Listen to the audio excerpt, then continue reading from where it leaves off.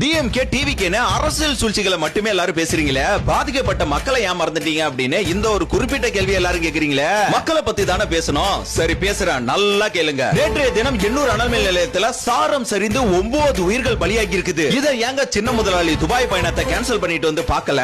Oscar நாயகன் Anbil Mahesh perform பண்ண ஏங்க இங்க வரல? சினிமா பிரபலங்கள் ஏன் இரங்கலை தெரிவிக்கல? பரபரப்பு சூழல் ஏன் ஏற்படல? முதலமைச்சர் உடனே இல்ல, இப்ப வரைக்கும் போய் அவங்கள பார்க்கவே இல்ல. நியூஸ டிபேட் பண்ண 10 லட்சம் தரேன்னு அறிக்கையை விடுறாரு. அப்ப இந்த 9 உயிருக்கு மதிப்பு இல்லையாங்க?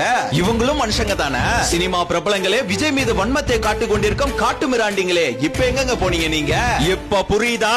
The Karur issue did not happen by accident. DMK master plan is running here. தற்போது NDA விசாரணை நடந்து கொண்டிருக்கிறது. பட் CBI விசாரணை கண்டிப்பா எங்களுக்கு வேண்டுங்க. மக்களோட வலியை புரிஞ்சிக்காம நாங்க இல்ல, தளபதி விஜய் அவர்கள் அவங்கள போய் சந்திச்ச பிறகுதான் அரசியல் அடுத்த ஸ்டெப் எடுப்பாரு. சோ தர்மத்தின் வாழ்வுதனை சூது கவ்வும், கடைசியில் தர்மமே வெல்லும். தர்மமே வெல்லும் அப்படின்ற வாசகத்தை மறக்காம கமெண்ட்ல சொல்லுங்க. ஆனா ஒண்ணு மட்டும் உறுதிங்க, தர்மம் தாங்க ஜெயிக்கும், நியாயம் தாங்க ஜெயிக்கும். ஆனா கொஞ்சம் லேட்டா ஜெயிக்கும்.